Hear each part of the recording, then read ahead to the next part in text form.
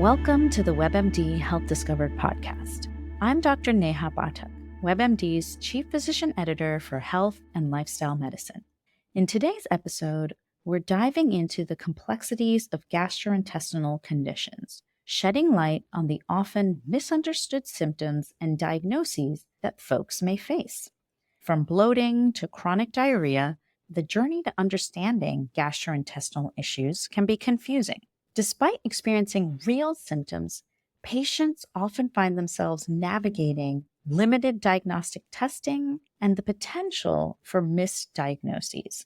So we're guiding you step by step to an overall understanding of GI issues. We'll explore the spectrum of gastrointestinal conditions from inflammation and polyps to disorders like irritable bowel syndrome. We'll also look at red flag symptoms to watch out for, particularly those indicative of serious conditions like inflammatory bowel disease or colon cancer. How can we differentiate between ordinary constipation and something more? When should we seek further evaluation? And how do gastroenterologists differentiate between various GI issues? We've covered some of this in previous episodes on constipation and on what to do if you might have gallstones. Today, we'll dig in a little more, starting from general symptoms that can indicate a problem in our GI tract. We'll start in our upper GI tract and move through down to our lower GI tract. And we'll talk with a GI specialist who can help us talk through common GI symptoms and help us understand how best to manage them. So first, let me introduce my guest, Dr. Lin Chang.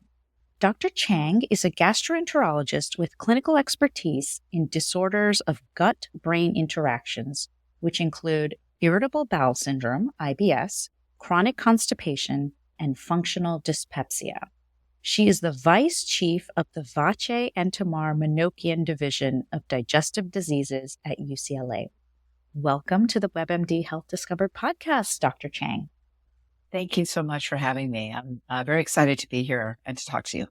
So before we dig into our topic for today, I'd love to discuss your own personal health discovery. So what was your aha moment around the gut-brain connection and the impact on GI symptoms? I was always interested in this field, and at that time we called it functional gastrointestinal or GI disorders. But my mentor was doing research in this area, studying the brain-gut connection. That's how I got into learning more about it and understanding the importance of the way the brain and the gut communicate, and also the mind-body. The other side is understanding how the biologic aspects are associated with the psychosocial aspects in a person's life. And so when I see a patient, I integrate all of that together and I listen to what they're saying. And the aha moment is really what the patient's experience, which I hope, rather than my aha moment. Because I think mine was more gradual. And I actively listen to what they're saying. And then I help them connect the dots to put the pieces together and explain their story and why I think they have symptoms and how to best manage it. And when the patient has the aha moment of understanding how you can put it all together and integrate all those pieces that resonate with them, that's what makes me happy. Because I feel the overall goal is really to help patients learn to help themselves. I love that. And that is definitely my favorite moment in the visit. Well, let's talk about just the broad range of symptoms that people can come in with. And when people often think of, okay, I have GI issues. When they do, let's try to help break it down by starting first from upper GI types of symptoms. So when a patient comes to you, what are some of the very common symptoms or complaints that a patient might come to you with from an upper GI condition point of view? The most common would be heartburn, like indigestion, heartburn. That's one of the most common symptoms that you're going to see. Less likely dysphagia, which means difficulty swallowing, which it could be difficulty swallowing liquids or solids. And then upper abdominal pain or discomfort or burning. That's usually, well, they don't always say discomfort. It's an uncomfortable feeling, but it's painful. And then there's pain, and there's then a burning sensation, which is a little more equivalent to pain. And then the other really big symptom, and I feel like it's increasing, is nausea. Not so much vomiting. Vomiting is less common, and often they go hand in hand. But a lot of patients feel nausea. So, and I'm a primary care doctor. So oftentimes you'll have just these non-specific symptoms. Sometimes it's one, sometimes it's multiple. But exactly like you're saying, this feeling of nausea, discomfort. So, how do you think through helping people understand what might be going on and what are the steps that you take in terms of helping to understand? Because we recognize the GI tract, it's not just a simple tube, there are a lot of components. So, how do you think through talking to your patients about their symptoms and differentiating this type of diagnosis? And so, how do you kind of pull all those pieces together? Really taking a good history helps a lot, but I always start very open ended with what brought them here and what are the symptoms that they're feeling. So I think it's really important to focus on what's the most predominant or bothersome symptom because they could have a fair number of them, but you really want to start with that and then just start getting an idea of how long they've had it, how severe it is, how much it's impacted their quality of life. And then you're looking for red flags. We call them alarm symptoms or red flags because that starts taking you down a different path. So red flags would be red flags are suggestive, but they're not definitely definite they're going to have one of these structural types of conditions. But you're looking for, are they vomiting blood? Have they lost weight unintentionally? So like they weren't on a diet. Is there a family history of gastrointestinal disease or gastrointestinal cancer? So you're really looking for those types of symptoms because if they give you that history, then you're looking for something more structural. Like maybe they have an ulcer or, a stricture in their esophagus. That's really what you're thinking about. And then just trying to put all the other pieces together of they may have had studies, and then you want to look at the studies that they've had or lab tests and try to just put that together. Ask them what makes it better, what makes it worse. So those are all helpful factors to take into account when you're trying to put the story together. That's great. That's really helpful. So tell us when someone does come in with some of these non-specific type symptoms and you've ruled out some of those red flags and really warning sign type symptoms, what types of things are you thinking about? And then what's next in your sort of diagnostic journey? I usually try to follow the guidelines, the society guidelines of the scientific evidence of even if a patient doesn't have red flag or alarm features, is there limited diagnostic testing you should do in all of these individuals? So if they haven't had that, then I'll order that. Often the way you describe these symptoms where you're not really thinking it's going to be something structural, it's much more common to have non-structural disease, and especially if it's a long period of time. If it's short term, then you're thinking, and it's very bothersome. They actually came into the doctor's office. You're thinking, okay, it's something short term. It's more acute, severe. You're probably going to be quicker or more aggressive in your workup. But if it's long, they've had it for many years, then you're thinking of more of what I study, which we used to call functional GI disorders, but we now call them disorders of gut-brain interaction or DGBI, because it's describing that you can have a collection of symptoms that's due to the way the brain and the gut communicate. And if that gets altered or dysregulated, it could lead to changes in gut function and lead to these symptoms. So it would be things like functional dyspepsia, we call functional heartburn, chronic nausea, vomiting. So really describing the symptoms and the diagnosis. Can you tell us a little bit about what that means for a patient? What does that mean for their life? And how can they work on improving those symptoms? One thing I would mention that I thought about when you were talking is one other study that's very common that physicians order for patients with upper abdominal symptoms is abdominal ultrasound.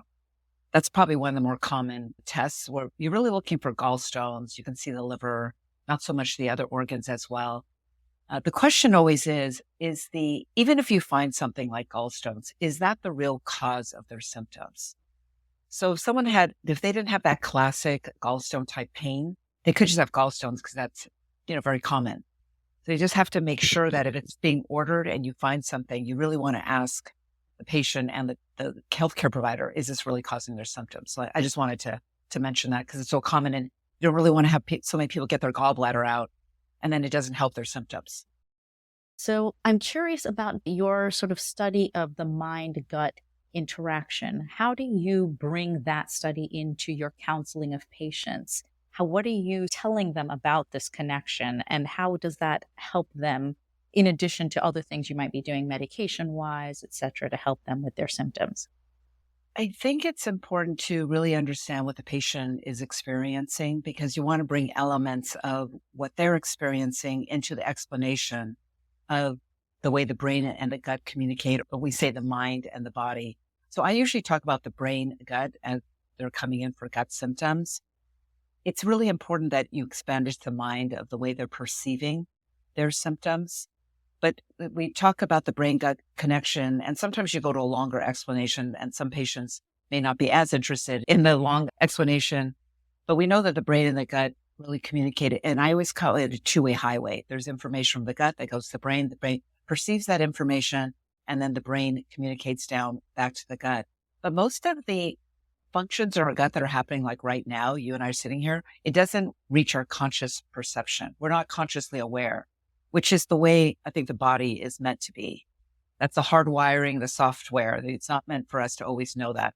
But in these patients who have these symptoms, there's an increased perception or increased sensitivity of the gut, and they become consciously aware of it. It's bothersome. And then it leads to the brain trying to down regulate those signals, but that's not always what can happen.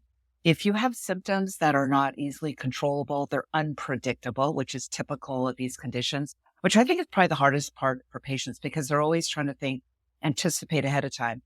Is it going to be one of those days? What if I can't go to work? I'm in a lot of pain. Maybe, something, I don't know what it is.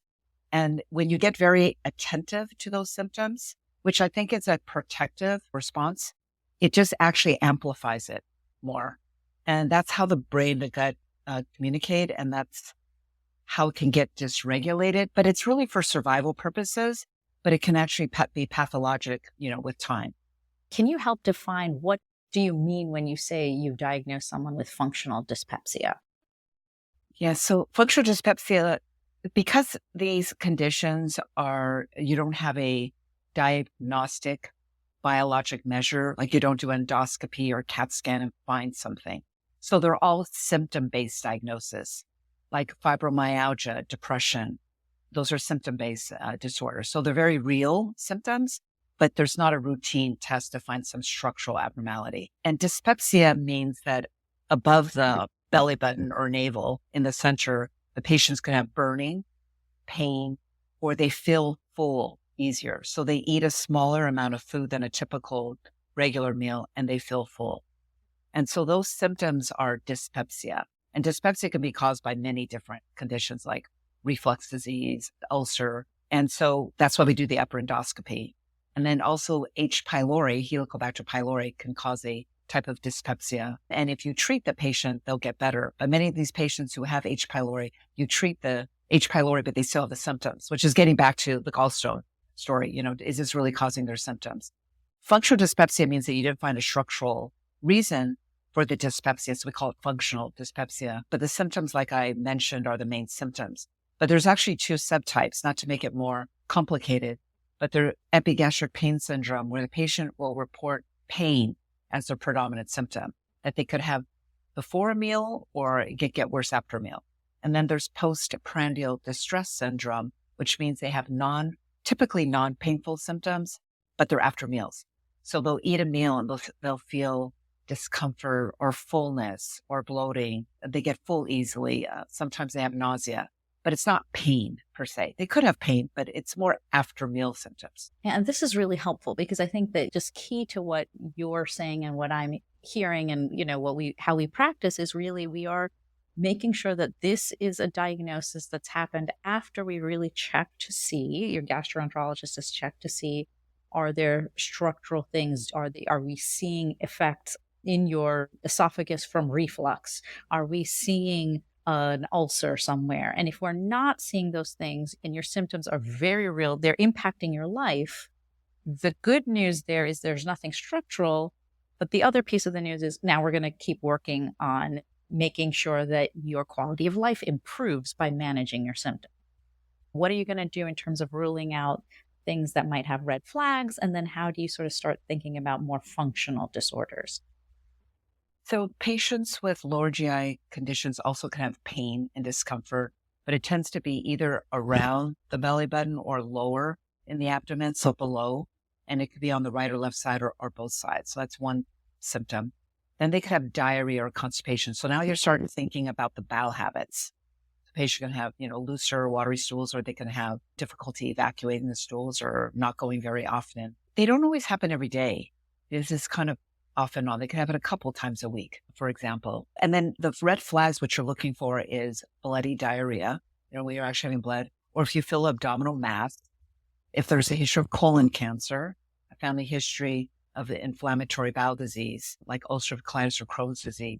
For the upper GI, you can actually do it for lower GI symptoms, is you're also looking for a family history of celiac disease. Because when people have a family history of these conditions, they're more at risk of potentially that patient having it. So that's why you ask those questions. Anemia. The other red flag is if they wake up in the middle of the night to have diarrhea. Patients will wake up in the middle of the night with abdominal pain, but it's not typical to wake up with diarrhea. Usually the diarrhea is during the day. So that's considered a red flag symptom. So then now that you've sort of observed or you're concerned about some of these red flag symptoms, what's the next step? What are you going to do? Yeah, so it depends on the severity, the length of symptoms, and what the symptoms are. So if someone came in with diarrhea and pain for a few days or fever, then I would be more thinking of a gastrointestinal infection, like food poisoning. But if they've had it for a longer period of time, say they've had some weight loss, then I'm thinking more like inflammatory bowel disease. And there's some non-invasive tests that you can do, like a fecal calprotectin, a stool test where you're looking for inflammation. You would get a blood count, see if their white blood count is elevated, like there's some inflammatory condition, anemia. But often a gastroenterologist would do a colonoscopy, and they would actually look directly at the tissue because you can make that diagnosis if you look at the colon or the end part of the small intestine. So that's often done. If you're concerned that there's some pathology or there's some abnormality within the abdominal cavity, you would get a CAT scan. So those are some typical types of tests that we order. Is there something that I didn't ask you that you wanted to share around warning signs for GI illness, or on the flip side, how thinking about some of your functional GI concerns through the mind gut lens can help with symptom management along with other medications that you might be prescribing? I think one point is that there's only 8 domains of symptoms in the gastrointestinal tract, but we have many, many conditions.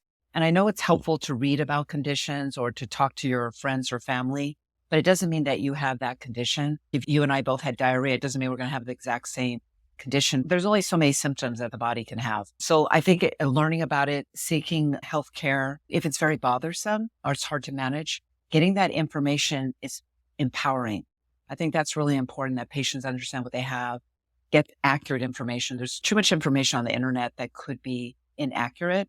So reputable, reliable sources would be important. Getting that information and then really trying to learn what your body is telling you and trying to manage it. But it could take more of a multidisciplinary approach with dietitians and healthcare providers and GI psychologists to all work together and help the patient, and for the patient to learn how to help themselves as well. Thank you so much. And I'd love to unpack what you just said about the 8 possible domains of GI conditions. So can you help us unpack what those are?